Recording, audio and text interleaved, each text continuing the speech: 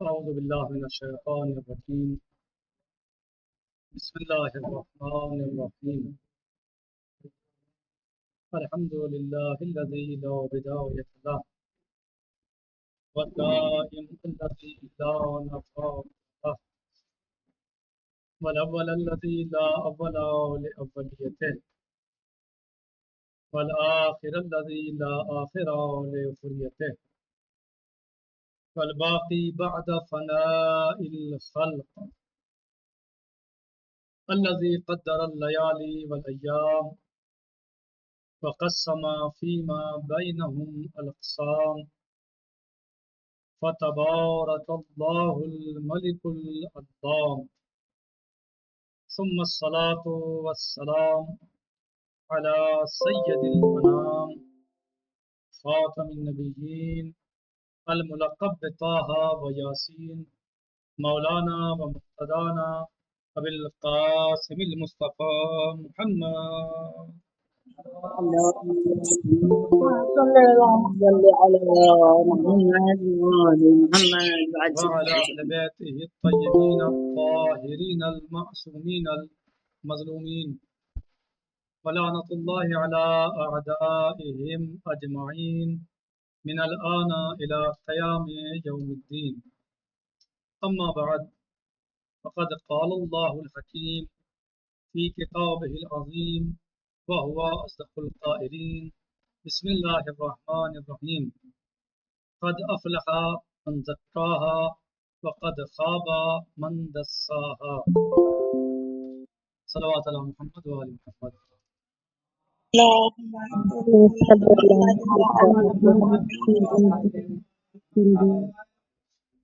آج کا ہمارا یہ درس اخلاق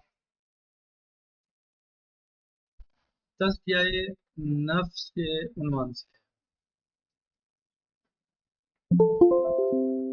ہر انسان کے یہاں نفس پایا جاتا ہے، ہر انسان اپنا ایک نفس رکھتا ہے۔ اب بعض لوگ اپنے نفس کا تزکیہ کرتے ہیں اور بعض لوگ اپنے نفس کا تزکیہ نہیں کرتے، لیکن جو لوگ تزکیہ نفس کرتے ہیں اللہ عز و جل ان کے لیے قرآن کریم میں متعدد مقامات پر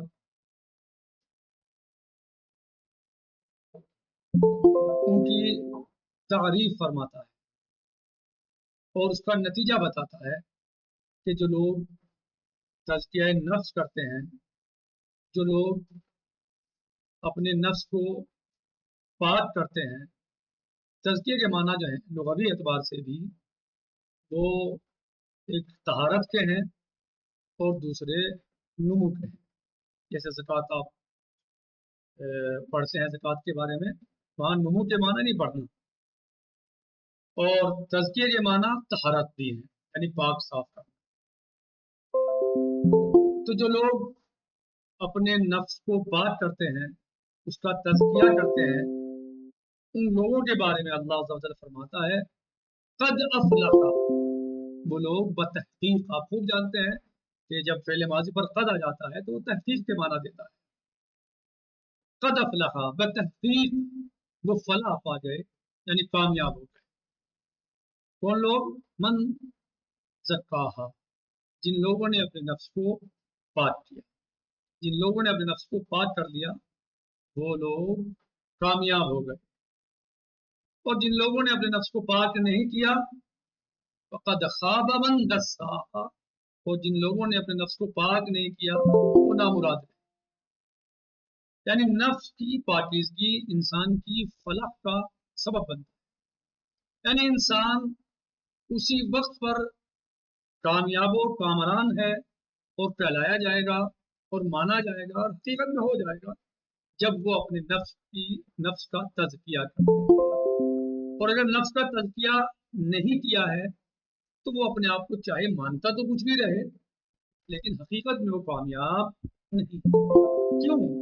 کیونکہ جس ذات بالا صفات نے، جس عظیم ذات نے انسان کو خلق فرمایا ہے، انسان کا جو خالق ہے وہی تو جانتا ہے کہ اس انسان کی جو میری مخلوق ہے اس کی کامیابی کس چیز میں ہے اور کس چیز میں اس کی کامیابی نہیں ہے. لہذا وہی خالق، وہی انسان کا خالق اللہ عز و جل فرماتا ہے کہ جو لوگ اپنا تزکیہ نفس کر لیتے ہیں وہ کامیاب ہو جاتے ہیں، اور جو نہیں کرتے وہ نامراد رہتے ہیں، ناکام ہیں وہ لوگ. کامیاب وہی ہیں جو تزکیہ نفس کرتے ہیں. اور اس تزکیہ نفس کے لیے اللہ عز و جل نے صرف اور صرف ایسا نہیں کہ انسان کو کہہ دیا کہ کامیاب وہ ہے کہ جو تزکیہ نفس کر لے، نہیں، بلکہ اللہ عز و جل نے اسے جو ہے وہ باقاعدہ اس کے تزکیہ نفس کا انتظام بھی فرمایا، اس کو بھی ذمہ داری دی، اور اپنے طرف سے بھی ان شخصیات اور ذوات کو بھیجا سلام اللہ علیہم کہ جو انسانوں کے نفس کا تزکیہ فرماتے ہیں، تزکیہ کرتے ہیں.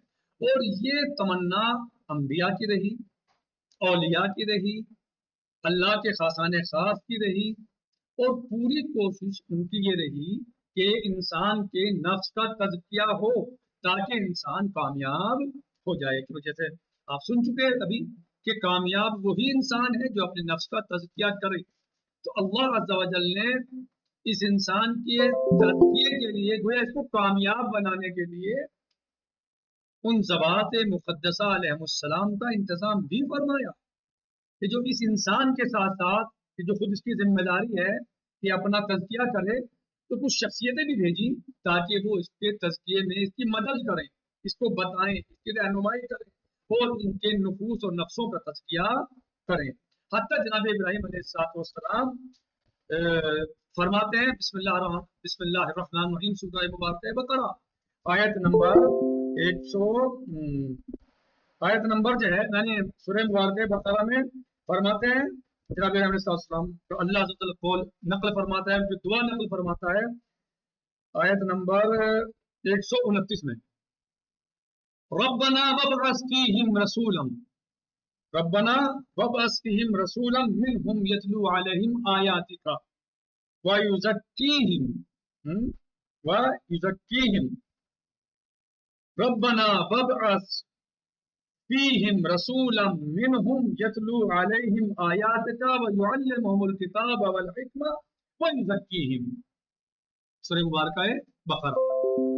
اللہ عز و جل جناب ابراہیم علیہ السلام کی دعا کو اس طرح نقل فرماتا ہے قرآن کریم میں کہ اے میں ہمارے پروردگار، ربنا وابعث، اے ہمارے پروردگار، وابعث فیہم، ان میں بھیج دے، مبعوث فرما دے رسول کو کہ جو انہی میں سے ہو. کام کیا؟ جو تیری آیات کی ان پر تلاوت کرے اور کتاب و حکمت کی ان کو تعلیم دے اور لوگوں کے نفسوں کا تزکیہ کرے، وَيُزَكِّيهِمْ، اور ان کا تزکیہ نفس کرے. یعنی اللہ عز و جل نے اس دعا کو نقل فرمایا اپنی کتاب عظیم میں. اور ابراہیم علیہ السلام نے، اس میں ایک نقطہ یہ بھی ہے کہ ابراہیم علیہ السلام نے دعا کب کی؟ ظاہر ہے جب وہ اپنے وقت میں، جب وہ موجود تھے دنیا میں، ظاہری طور پر اس وقت پہ دعا کی جب وہ موجود تھے، صحیح. لیکن سورہ مبارکہ جمعہ پڑھیے آپ، بسم اللہ الرحمن الرحیم، اس کی آیت شریفہ هو الذی بعث فی الامیین رسولا منہم یتلو علیہم آیاتہ ویزکیہم ویعلمہم الکتاب والحکمہ. ابراہیم علیہ السلام نے کیا دعا فرمائی؟ ربنا وابعث، اے لفظوں سے ملائیے، دیکھیے، ربنا وابعث، اے پروردگار بھیج، مبعوث فرما. ابراہیم علیہ السلام نے دعا فرمائی. اور اللہ تعالیٰ کیا فرما رہے سورہ جمعہ میں؟ هو الذی بعث فی الامیین، اللہ نے کیا کر دیا؟ مبعوث فرما دیا. یعنی ابراہیم علیہ السلام کی دعا قبول ہو گئی. ایک نقطہ اس میں یہ بھی ہے اور قابل غور ہے کہ ابراہیم علیہ السلام جیسے نبی نے دعا کب کی؟ ایک عرصے پہلے. سرکار رسالت حضرت محمد مصطفیٰ صلی اللہ علیہ وآلہ وسلم کے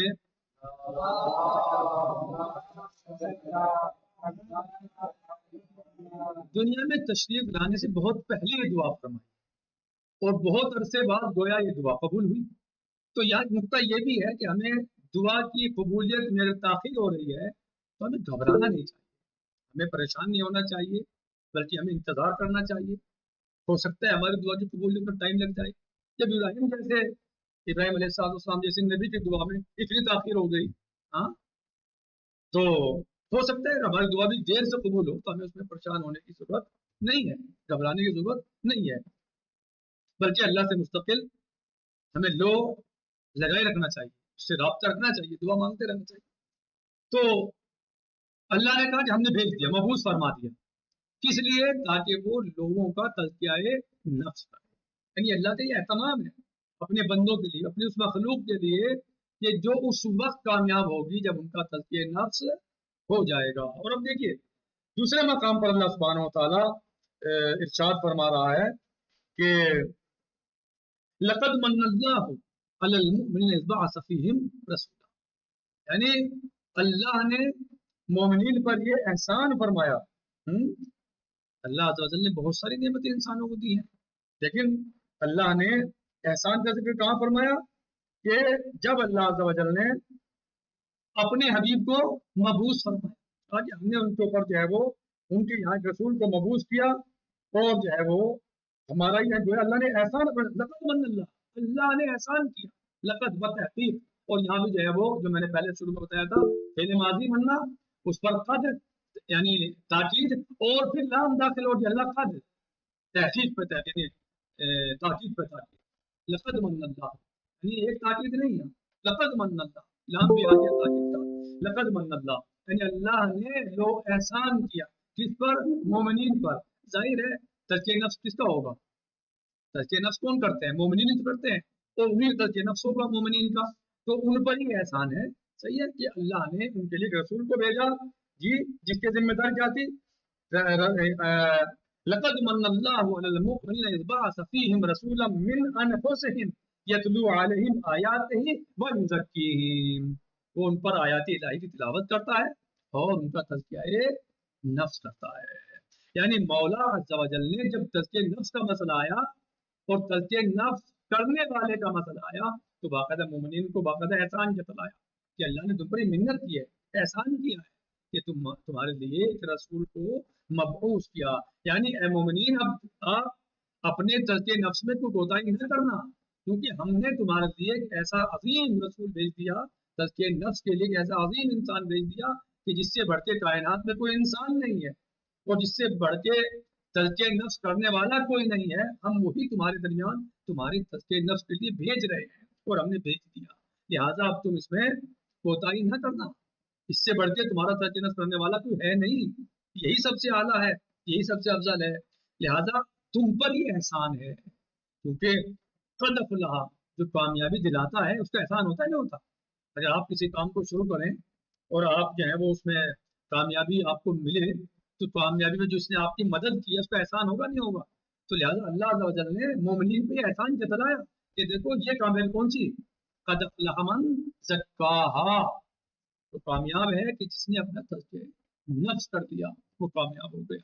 تو ظاہر ہے اس کامیابی میں انسان کی اللہ نے کیا کیا؟ اپنے رسول کو بھیجا تاکہ انسان کامیاب ہو سکے، تو اب اس نے احسان جتلایا کہ دیکھو ہم نے تمہاری کامیابی کے لیے رسول بھیجا، لقد من اللہ علی المؤمنین اذ بعث فیہم رسولا، ہم نے اللہ نے مومنین پہ احسان فرمایا کہ اس نے مومنین کے درمیان ایک رسول کو بھیجا کہ جس کا کام لوگوں کا تزکیہ نفس کرنا ہے، آیات الہی کی تلاوت کرنا ہے، لوگوں کو کتاب خدا کی تعلیم دینا ہے۔ تو یہ اللہ عز و جل کا احسان ہے، اس کا لطف ہے، اس کا کرم ہے کہ اس نے ہماری ہدایت کے لیے اور ہماری رہنمائی کے لیے اور ہمارے نفس کو کامیاب بنانے کے لیے اس نے کیا کیا کہ ہمارے لیے ایک ہادی، رہنما، مرشد اور ہمارے نفس کی اصلاح، ہمارے نفس کا تزکیہ کرنے والا بھیجا، کیونکہ ظاہر ہے کہ ہماری عقل بھی ہے، وہ بھی ہادی ہے، لیکن بہت ساری چیزوں میں ہمیں ایک نبی کی یا ہادی کی یا رسول کی یا اللہ کے نمائندے کی ضرورت پڑتی ہے۔ امام محمد باقر علیہ السلام فرماتے ہیں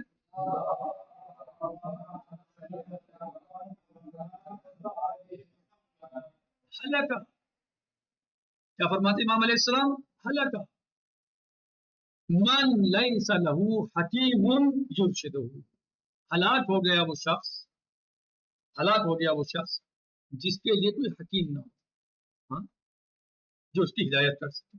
تو لہذا اللہ عز و جل نے انسانوں کی ہدایت کے لیے، ان کی رہنمائی کے لیے ایک ایسی شخصیت اور ایسی ذات کا انتظام فرمایا جو یزکیہم ویعلمہم الکتاب والحکمہ، ان کا تزکیہ نفس بھی کرے گا، وہ کرتا ہے، اور کتاب اور حکمت کی تعلیم دیتا ہے۔ اور ظاہر ہے حکمت کی تعلیم کون دے گا؟ جو خود حکیم ہو یا جو حکیم نہ ہو؟ جو خود حکیم ہو وہی تو حکمت کی تعلیم دے گا۔ جس کی باتیں خود عبث ہوتی ہوں، بیکار ہوتی ہوں، وہ کیسے حکمت کی تعلیم دے سکتا ہے؟ جو خود حکمت کے قریب نہ ہو وہ کیسے حکمت کی تعلیم دے سکتا ہے؟ نہیں دے سکتا۔ بلکہ حکمت کی تعلیم وہی دے گا کہ جو خود حکیم ہو، اور وہی تعلیم لے کے کامیاب ہوگا جو اس کے بتائے ہوئے راستے، اس کے فرامین اور ارشادات پر عمل پیرا ہوگا۔ لہذا ضروری ہے ہر انسان کے لیے کہ وہ ایک اس کے لیے ایک حکیم ہو کہ جو اس کو تعلیم دے سکے اور اس کے لیے انتظام حکمت کر سکے۔ اور وہ وہی کر سکتا ہے کہ جو خود حکیم ہو، جس کے لیے یعنی خود اللہ خود فرما رہا ہو کہ یہ کتاب اور حکمت کی تعلیم دیتا ہے۔ لہذا اللہ نے لیکن ساتھ ساتھ اس کے یہ بھی ضروری ہے کہ خود انسان بھی اپنی کوشش کرے گا۔ صرف اور صرف حکیم کے اوپر ہی سب کچھ نہیں ہے کہ وہ جو کچھ یعنی وہ سب کچھ بتائے، سب صحیح ہے وہ بتائے گا، لیکن عمل کرنا تو انسان کا کام ہے۔ اس کی بتائی ہوئی باتوں پر جو عمل کرے گا وہ تو انسان ہی کرے گا۔ تو لہذا اس کے لیے امام محمد باقر کے ساتھ ارشاد فرماتے ہیں،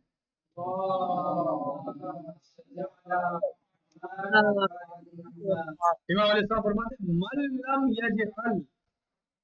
من لم یجعل اللہ لہو من نفسہ باعدا فإن مواعظ الناس لن تغنی عنہ شیئا۔ جس کا نفس اس کے لیے واعظ و نصیحت نہ کرے نا، جس کا نفس اس کے لیے واعظ و نصیحت نہ کرے تو دوسرا اس کو یا دوسرے کی واعظ و نصیحت اس کے لیے کام آنے والی نہیں ہے۔ یعنی سب سے پہلی چیز ہے کہ انسان اپنے آپ کو آمادہ کرے اس چیز کے لیے کہ اسے واعظ و نصیحت پر عمل کرنا ہے، اسے اپنے نفس کا تزکیہ کرنا ہے۔ یعنی یہی آپ دیکھتے ہیں کتنے لوگ نبی پاک صلی اللہ علیہ وآلہ وسلم کے زمانے میں موجود تھے، کتنے لوگ اس کے بعد آئے جنہوں نے سنا اور آج بھی سن رہے ہیں، لیکن کیا سب کا تزکیہ نفس ہو گیا؟ لیکن کیا سب کا تزکیہ نفس ہوا؟ کیا سب نے ہدایت قبول کی؟ نہیں، کیونکہ انہوں نے اپنے آپ کو آمادہ نہیں کیا، اپنے دل کو انہوں نے صاف کیا ہی نہیں تھا اس چیز کے لیے کہ وہ نبی صلی اللہ علیہ وسلم کے بتائے ہوئے فرامین پر عمل کریں یا اپنا تزکیہ نفس کریں۔ تزکیہ نفس کے لیے یہ ضروری ہے کہ خود انسان اندر سے آمادہ ہو۔ سامنے والا آپ کی رہنمائی کرے گا، سامنے والا ہادی رہبر آپ کو سمجھائے گا، آپ کی ہدایت کرے گا، آپ کو بتائے گا، لیکن اپنے دل کو آمادہ کرنا آپ ہی کو ہے، قربانیاں دینا آپ ہی کو پڑیں گی، قربانیوں کے لیے آمادہ کرنا آپ ہی کو ہے۔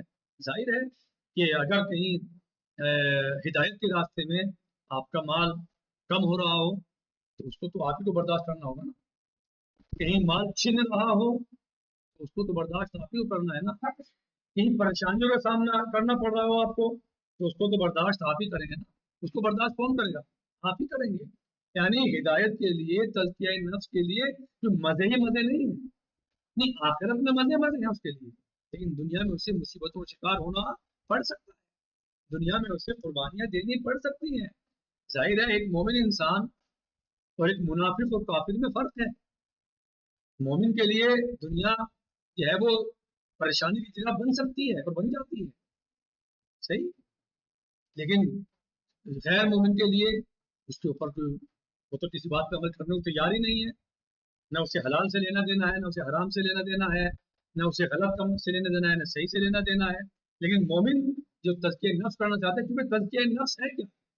یعنی دل کا صاف کرنا، دل کا پاک کرنا، یہ باطنی چیز ہے جس کے اثرات پھر اعضاء پر ظاہر ہوتے ہیں، یعنی اندر کی آواز ہے، اندر کی شے ہے۔ اندر کی چیز ہے، یہ باطنی ہے، یعنی دل کا پاک کرنا، دل کا صاف کرنا، دل کو طاہر بنانا، یہ جب انسان اپنے دل کو پاک صاف کر لے گا تب اس کے اوپر صادق آئے گا کہ اس نے تزکیہ نفس کیا ہے۔ اور جب دل پاک ہو جائے گا، دل صاف ہو جائے گا، تب ہو سکتا ہے کہ ظاہری طور پر دنیاوی اعتبار سے اسے فلاں چیز میں مزہ آئے، فلاں شے میں اسے مزہ آئے، فلاں چیز اسے اچھی لگے، لیکن جب یہ چاہے کہ اس کو انجام دے یا اس کو حاصل کرے تو اس کا دل آواز دے گا، اس کا ضمیر آواز دے گا، اس کا نفس آواز دے گا کہ اس چیز میں اللہ کی رضا نہیں ہے یا اس چیز میں اللہ کی رضا ہے۔ یعنی اگر چیز دیکھنے میں اچھی لگ رہی ہے، دل چاہ رہا ہے، ارادہ ہے کہ میں اس کو حاصل کر لوں، لیکن اللہ کی طرف سے یہ حکم ہے، اللہ یہ چاہتا ہے کہ آپ اس کو حاصل نہ کریں، تب آپ کو اس سے رکنا ہوگا، اب آپ کو یہاں امتحان کی منزل سے گزرنا ہوگا، آپ کو قربانی دینی ہوگی، آپ کو اپنی پسند کی اشیاء ترک کرنی ہوگی، اور ممکن ہے کہ بہت سی ایسی اشیاء جو آپ کو نہ پسند ہوں، آپ کو دلی اعتبار سے وہ اچھی نہ لگ رہی ہوں، یا آپ کا ذہن دماغ اس کو پسند نہ کر رہا ہو، اور اللہ عز و جل فرمائے کہ اس کو انجام دو، تو آپ کو اس کو انجام دینا ہوگا۔ یہ تزکیہ نفس یعنی قربانی آپ کو دینی ہوگی۔ یعنی مومن بہت طریقے سے آزمایا جاتا ہے، بہت طریقے سے اس کی آزمائشیں ہوتی ہیں، یعنی قد افلح من زکاہا، یہ ایسے صادق نہیں آ جائے گا کہ بس میں نے کہہ دیا، میں نے اپنا تزکیہ نفس کر لیا، یہ زبانی جمع خرچی کا نام نہیں ہے۔ تزکیہ نفس زبانی جمع خرچی نہیں ہے، بلکہ تزکیہ نفس کے لیے قربانی دینی پڑ سکتی ہے، اپنے نفس کو پامال کرنا پڑتا ہے، اپنی خواہشات کو مٹی میں ملانا ہوتا ہے، اپنی خواہشات کو قربان کرنا ہوتا ہے، کیونکہ مومن کا امتحان ہے اور امتحان کے بعد ہی درجات بڑھتے ہیں، اور جس کا دل صاف اور پاک ہوگا وہ امتحان میں کامیاب ہو جائے گا۔ امام علیہ السلام ارشاد فرماتے ہیں انما یبتلی المؤمن فی الدنیا علی قدر دینہ، مومن دنیا میں اتنا ہی مبتلا ہوتا ہے، اتنی ہی مقدار میں مبتلا ہوتا ہے جتنا اس کا دین مضبوط ہوتا ہے۔ یعنی مومن کا امتحان دنیا میں جتنا دین اس کا زیادہ مضبوط ہے، جتنا اس کا ایمان مضبوط ہے، اتنے ہی زیادہ اس کا امتحان مضبوط ہے اور زیادہ سخت ہے۔ یعنی آپ دیکھیے کہ ہو سکتا ہے کہ ہمارا امتحان بہت کم ہو، لیکن انبیاء کا امتحان اتنا زیادہ ہوتا ہے۔ ائمہ اہل بیت علیہ السلام سے بڑھ کر، اہل بیت اطہار علیہ السلام سے بڑھ کر کوئی انسان ہو سکتا ہے؟ لیکن کیا ان کے امتحان سے بڑا امتحان کس کا دنیا میں ہوا ہے آج تک؟ کتنی سختیوں سے گزرے ہیں، کتنی پریشانیاں برداشت کی ہیں، کتنی مصیبتیں برداشت کی ہیں، کتنے مصائب کے پہاڑ ان کے اوپر توڑے گئے، اٹھائے گئے ہیں، لیکن ان سب نے صبر کیا۔ اہل بیت علیہ السلام نے صبر کیا اور صبر کی منزل میں وہ رہے، اور جب انسان صبر کی منزل میں رہتا ہے تو اللہ عز و جل اس سے خوش ہوتا ہے، اور اللہ سبحانہ و تعالیٰ اس کو اس کا اجر عظیم دیتا ہے۔ وبشر الصابرین الذین اذا اصابتهم مصیبہ قالوا انا للہ وانا الیہ راجعون۔ اور پھر مولا عز و جل اس میں ارشاد فرماتا ہے کہ صرف یہیں تک بات نہیں ہے، بلکہ انہیں پر اللہ کی صلوات بھی ہے، ان پر اللہ کی رحمت بھی ہے، یعنی جو لوگ بلاؤں میں، مصیبتوں میں، پریشانیوں میں ہماری راہ میں صبر کرتے ہیں تو اللہ عز و جل فرماتا ہے کہ ان کے لیے کیا ہے؟ صلوات ہے، درود و سلام ہے اللہ کی طرف سے، اور ان پر اللہ کی رحمت ہے ایسے لوگوں پر۔ اور جو لوگ صبر کرتے ہیں پریشانیوں میں، مشکلات میں، تو ایسے لوگوں کا نتیجہ کیا ہے؟ جنات عدن۔ دوسرے مقام پہ اللہ سبحانہ وتعالیٰ سورہ طٰہٰ میں ارشاد فرماتا ہے وَمَن يَأْتِ مُؤْمِنًا قَدْ عَمِلَ الصَّالِحَاتِ فَأُولَٰئِكَ لَهُمُ الدَّرَجَاتُ الْعُلَىٰ جنات عدن تجری من تحت الانہار خالدین فیہا وذالک جزاء من تزکا۔ جو لوگ اپنا تزکیہ نفس کرتے ہیں، اپنے آپ کو اللہ کے لیے پیش کرتے ہیں، قربانیاں پیش کرتے ہیں، اپنی مشکلات قبول کرتے ہیں، برداشت کرتے ہیں، تو ایسے لوگوں کے لیے اللہ کی طرف سے کیا ہے؟ اجر عظیم ہے، صلوات ہے، مغفرت ہے، اور ایسے لوگوں کے لیے اللہ کی رحمت ہے۔ اور سورہ طٰہٰ میں کیا ارشاد ہوتا ہے کہ ایسے لوگوں کے لیے جنت ہے، باغات ہیں جن کے نیچے نہریں جاری ہیں، نہریں جاری اور ساری ہیں، اور وہ اس میں ہمیشہ ہمیشہ رہیں گے، ہمیشہ رہیں گے، یہ ان کا صلہ ہے، ان کا نتیجہ ہے۔ فَذَلِكَ جَزَاءُ مَن تَزَكَّىٰ، یہ کہیں کی جزا ہے، یہ جزا ہے کہیں کی قَدْ أَفْلَحَ مَن تَزَكَّىٰ، یہ جزا ہے تزکیہ نفس کی، جس نے اپنا تزکیہ نفس کیا وہ جنت کی نہروں سے، باغات سے، وہاں کی نعمات سے، برکات سے مستفید ہوگا۔ لیکن یاد رہے کہ صرف اور صرف تزکیہ نفس زبانی خارج نہیں ہے، بلکہ نفس باطن ہے، اندر ہے، ظاہر نہیں ہے۔ ہاں اس کے اثرات ہمارے اعضاء سے ظاہر ہوں گے، ہمارے جوارے سے ظاہر ہوں گے کہ ہاں واقعا ہم نے تزکیہ نفس کیا ہے۔ تزکیہ نفس کے بڑے فوائد ہیں، بڑے نتیجے ہیں، دنیا میں بھی اور آخرت میں بھی۔ تزکیہ نفس ایک ایسی چیز ہے جس کا بہت زیادہ اجر و ثواب ہے۔ تو اللہ سبحانہ و تعالیٰ نے اس کا اجر بہت زیادہ رکھا ہے، جیسے آپ نے ابھی آیت میں سنا کہ جنتیں ہیں، نہریں ہیں، باغات ہیں، لیکن یہ کون لوگ ہیں، کن کے لیے ہیں؟ موج اور مستی دنیا میں کر رہے ہیں، جو اللہ کی مخالفتوں میں موج اور مستی کر رہے ہیں، اللہ کی مخالفتوں میں عیش و آرام کر رہے ہیں، انہیں جو گناہ سے کوئی لینا دینا نہیں، یعنی جو ہے وہ ہو تو ہو، ہمیں کوئی لینا دینا نہیں ہے، یہ ارتکاب کرتے ہیں، اللہ کی مخالفت کرتے ہیں، اللہ کی معصیت کرتے ہیں، ایسے لوگوں کے لیے نہیں ہے۔ ایسے لوگوں کے لیے چند دن کے یہاں کے منافع اور فائدے ہو سکتے ہیں، لیکن جو جنت کی نہریں ہیں، جو وہاں کے باغات ہیں، جو وہاں کے عیش و آرام ہیں، جو وہاں کی لذت اور مزے ہیں، وہ کس کے لیے ہے؟ من تزکیٰ، جو جس نے اپنا تزکیہ نفس کیا، یہ جو تزکیہ نفس کرے گا۔ لیکن وہ کون لوگ ہیں؟ دنیا میں ان کے کیا اعمال ہیں، کیسے اعمال ہیں؟ وَيَخِرُّونَ لِلْأَذْقَانِ يَبْكُونَ وَيَزِيدُهُمْ خُشُوعًا، وہ لوگ ہیں جو اپنی ٹھوڑیوں کے بل گر جاتے ہیں، اللہ کا سجدہ کرتے ہیں، ہاں خشوع و خضوع کے ساتھ۔ وہ یہ نہیں کہتے، وہ نماز ایسے نہیں پڑھتے، اللہ اکبر اللہ، وہ نمازیں ایسے نہیں پڑھتے کہ بہت جلدی کرتے ہیں، بلکہ وہ خشوع و خضوع کے ساتھ سجدے کرتے ہیں، وہ خشوع و خضوع کے ساتھ تحلیل کرتے ہیں، تکبیر کرتے ہیں، تسبیحات پڑھتے ہیں، اللہ کی بارگاہ میں گریہ کرتے ہیں۔ کیا کرتے ہیں؟ اللہ کی بارگاہ میں گریہ کرتے ہیں، اللہ کی بارگاہ میں روتے ہیں۔ یہ نہیں کہ بس ایک فارملٹی پوری کی اور چلے گئے کہ ہاں صاحب ہم نے نماز پڑھ لی۔ تو جو ایسے لوگ ہیں یا جو اس طرح کی باتیں کرتے ہیں یا اس طرح کے اعمال انجام دیتے ہیں کہ وہ اعمال صالحہ انجام دے رہے لیکن جلدی جلدی، دیر نہیں ہونی چاہیے۔ نماز ظاہر ہے صالح عمل ہے، پڑھ رہے ہیں، ایسا نہیں پڑھ رہے ہیں لیکن جلدی، بہت جلدی، صحیح ہے۔ تو اب وہ لوگ اپنی عبادت کے بارے میں سوچیں کہ واقعی کیا ہم نے عبادت کو عبادت کے طریقے سے انجام دیا یا صرف ایک واجب انجام دے کے ہم فارغ ہو گئے؟ ٹھیک ہے، عبادت قبول ہے، وہ نماز قبول ہے، اس سے نہیں انکار کیا جا سکتا، لیکن کیا واقعی وہ درجہ ہو جائے گا جو اس انسان کا ہے کہ جو نماز کو خشوع و خضوع کے ساتھ پڑھتا ہے، نماز کو دل لگا کے پڑھتا ہے، اپنے آپ کو اللہ کو کے سامنے حاضر و ناظر جان کے پڑھتا ہے، جو اللہ کے سامنے آتا ہے تو بکا کرتا ہے، گریہ کرتا ہے۔ آپ نے نہیں سنا روایات میں، حدیث میں، روایات میں، تاریخ میں، جب جناب فاطمہ سلام اللہ علیہا مصلی عبادت پر آیا کرتی تھی،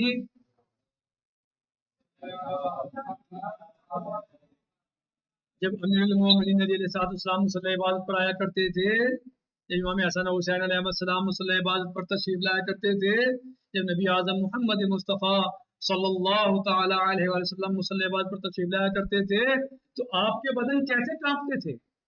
آپ کے چہرے زرد ہو جاتے تھے، بدن زرد ہو جاتا تھا اور آپ کانپتے تھے، آپ کی ریاض جاری کرتے تھے اللہ کے لیے، اللہ کی یاد میں، اللہ کی محبت میں۔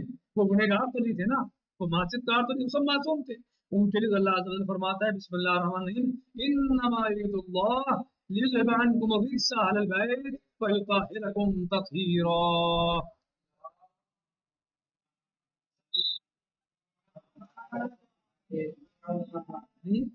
وہ اللہ عز و جل کے سامنے، اس کی عظمت کے سامنے، اس کی جلالت کے سامنے، اس کی عظمت کے سامنے کیسے ہو جاتے تھے؟ تو ہم تو ان کے سامنے کچھ ہے ہی نہیں، تو ہمیں کیسا ہو جانا چاہیے اللہ کے بارگاہ میں؟ جب ہم اللہ کی بارگاہ میں آئیں، ہم نماز کے لیے آمادہ ہوں تو ہمیں کیسے ہو جانا چاہیے؟ ہمیں وہاں بیٹھ کے کیا کرنا چاہیے؟ ہمیں وہاں کیسے رہنا چاہیے؟ ہمیں نماز کو کیسے ادا کرنی ہے؟ کیسے ہم نماز پڑھیں؟ صحیح؟ جب اہل بیت علیہ السلام کا، جن کے بارے میں اللہ ہی کہہ رہا ہے کہ یہ تو وہ لوگ ہیں جو طیب و طاہر ہیں، یہ تو وہ لوگ ہیں جن کے پاس گندگی آ ہی نہیں سکتی، یہ تو وہ لوگ ہیں وما تشاءون الا ان شاء اللہ۔ اہل بیت تم تو کچھ چاہتے ہی نہیں ہو، وہی چاہتے ہو جو اللہ چاہتا ہے۔ تو جب وہ ایسے ہو جاتے ہیں اللہ کی بارگاہ میں آنے کے بعد، تو پھر ہماری عبادت کیسے ہونی چاہیے؟ ہمیں کیا کرنا چاہیے؟ ہم گنہگار ہیں، مجرم ہیں، خطاکار ہیں، ہم سے ہر قدم پہ گناہ کے ہونے کے امکانات پائے جاتے ہیں اور ہم ارتکاب گناہ کرتے ہیں، ارتکاب معصیت کرتے ہیں، تو ہمیں تو بتائیے اور زیادہ اللہ کی بارگاہ میں آ کے گریہ کرنا چاہیے، رونا چاہیے۔ تو اللہ کی بارگاہ میں گریہ کی اور رونے کی اور بکا کی بڑی عظمت ہے، بڑی قیمت ہے۔ جو آنکھیں اللہ کے لیے روتی ہیں وہ آنکھیں خوش نصیب ہیں، وہ آنکھیں جو اللہ کے لیے گریہ کرتی ہیں ان کا بڑا اجر عظیم ہے، ان کا مقابلہ دنیا کو انسان نہیں کر سکتا۔ امام صادق علیہ السلام فرماتے ہیں،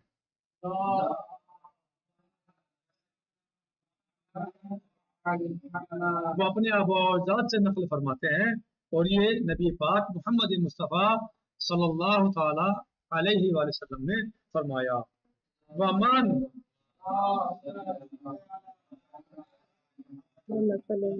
وَمَن ذَرَفَتْ عَيْنَاهُ، توجہ دیجیے گا، وَمَن ذَرَفَتْ عَيْنَاهُ مِنْ خَشْيَةِ اللَّهِ كَانَ لَهُ بِكُلِّ قَطْرَةٍ مِنْ دُمُوعِهِ قصر فی الجنہ۔ جو آنکھ، امام علیہ السلام اپنے اجداد سے نقل فرماتے ہوئے نبی پاک صلی اللہ علیہ وسلم نقل فرماتے ہیں کہ جو آنکھ اللہ کی یاد میں اشکبار ہو جاتی ہے، جو آنکھ آنسوؤں سے ڈبڈبا جاتی ہے، جس آنکھ میں آنسو بھر جاتے ہیں اللہ کی یاد میں، وہ آنکھ کیا ہے؟ جو آنکھ اللہ کے خشوع و خضوع کی وجہ سے آنسوؤں سے بھر جاتی ہے، کان لہو بکل قطرۃ، اس آنکھ کے ہر قطرے کے بدلے، جو قطرہ اس کی آنکھ سے ٹپکا ہے آنسوؤں کا، قصر فی الجنہ، ہر آنسو کے بدلے، ہر قطرے کے بدلے اللہ تعالی کیا کرتا ہے؟ جنت میں اسے قصر عطا فرمائے گا، ایک محل عطا فرمائے گا ہر آنسو کے بدلے۔ جی، جو آنکھ یا جو انسان یا جس انسان کی آنکھ اللہ کی خشوع و خضوع میں روئے، گریہ کرے، اس آنکھ اور اس آنسو کے ہر قطرے کے بدلے اللہ عز و جل جنت میں قصر عطا فرمائے گا، مکلل بالدرر یا بالدر والجوہر، وہ اس محل اور قصر سجا ہوا ہوگا، مزین ہوگا جواہرات سے، موتیوں سے، جواہرات سے۔ آپ ایک موتی، آپ ایک جوہر یا آپ ایک نگینہ ہاتھ میں پہنتے ہیں انگوٹھی بنا کے، کتنے اچھے لگتے ہو، زینت ہے نا آپ کی انگوٹھی، خاتم جو ہے زینت ہے آپ کی، ٹھیک ہے؟ تو کس لیے پہنتے ہیں؟ زینت کے لیے۔ انگوٹھی کس لیے پہنتے ہیں؟ زینت کے لیے، انگوٹھی زینت ہے انسان کی، یہی تو وہاں آپ کا پورا محل نگوں سے سجا ہوا، جواہرات سے سجا ہوا ہوگا پورا محل، ایک آنسو کے بدلے، ہر آنسو کے بدلے ایک محل ہوگا۔ جی، فی ہے مالا عین رات، اور وہ ایسا ہوگا اور وہ اتنا اچھا ہوگا کہ ایسا محل دنیا میں کسی آنکھ نے دیکھا نہیں ہوگا، ولا اذن سمعت، نہ کسی کان نے ایسے محل کے بارے میں سنا ہوگا، نہ آنکھ نے دیکھا ہوگا نہ کسی کان نے سنا ہوگا، حتی ولا خطر علی قلب بشر، حتیٰ کہ اس طرح کی سوچ اور محل کے بارے میں کسی انسان کے دماغ میں بھی نہیں آ سکتا، ایسا محل ہر آنسو کے بدلے ملے گا۔ توجہ دیجیے گا، غور کیجیے گا، کیا کبھی ہم اللہ کی یاد میں روئے ہیں؟ کبھی ہمارا نفس نے اس بات کے لیے ہمیں آمادہ کیا کہ ہم اپنے گناہوں پہ روئیں، اپنی معصیتوں پہ روئیں، اللہ کی محبت میں روئیں، اللہ کے سامنے خشوع و خضوع کرتے ہوئے روئیں؟ کبھی ایسا ہوا؟ اس کے بعد امام صادق علیہ السلام ارشاد فرماتے ہیں،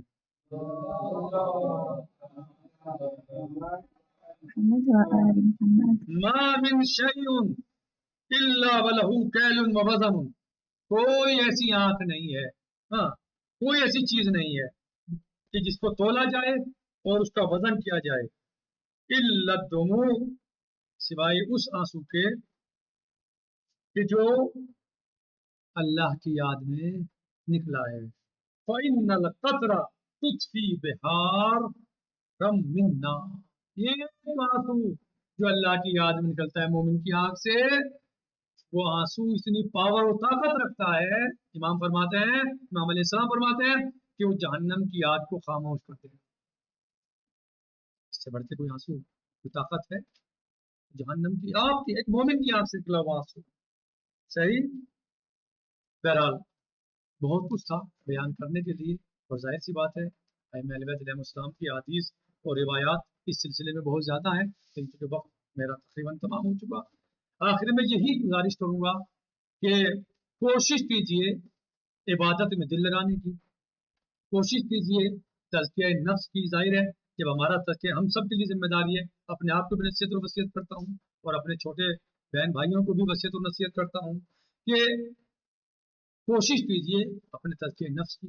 جب ہمارا تزکیہ نفس ہو جائے گا اور ہم سب مل کے کوشش کریں، اور جب ہمارا تزکیہ نفس ہو جائے گا تو ہمارا عبادت میں دل لگے گا، نمازوں میں دل لگے گا، نمازیں پڑھنے کو ہمارا دل کرے گا، پڑھتے ہوئے ہم جو ہے وہ اللہ کو واقعاً جو ہے وہ محسوس کریں گے کہ ہم ہمارے سامنے ہیں، ہم اس کی عبادت کر رہے ہیں، ہم کسی بڑی ذات اور شخصیت کی عبادت کر رہے ہیں، ہم کسی عظیم ہستی کے سامنے ہیں۔ تو لہٰذا اس نماز اور عبادت کا مزہ کچھ اور ہی ہوگا، اور اللہ کی یاد میں گریہ کیجیے، روئیے، تاکہ آپ اور ہم سب کے سب جو ہے وہ اس مزے اور لذت کو حاصل کر سکیں جو اللہ کی یاد میں رونے کا مزہ، اللہ کے لیے رونے کا مزہ، خشوع خضوع کرنے کا مزہ پایا جاتا ہے، اور اللہ نے اس کو معین فرمایا ہے۔ لہٰذا پروردگار سے دعا ہے کہ اللہ عز و جل ہم سب کو اللہ کے لیے خشوع خضوع کرنے والوں میں سے شمار فرمائے، ہم سب کو خشوع خضوع کرنے والوں کے ساتھ شمار فرمائے، ہمیں خشوع خضوع کرنے کی توفیق عطا فرمائے۔ پروردگار ہمارے گناہ صغیرہ و کبیرہ کو معاف فرمائے، ہماری مشکلات کو آسان فرمائے، ہم سب کو خدمت مذہب اہل بیت علیہ السلام کی توفیق عطا فرمائے، ہمارے ولی و سرپرست مولا آقا امام زمانہ علیہ السلام کے ظہور میں تاجل فرما پروردگار، اور ہم سب کو آپ میں شمار فرما۔ ربنا تقبل منا انک انت السمیع العلیم، فی امان اللہ، خدا حافظ، السلام علیکم ورحمۃ اللہ وبرکاتہ۔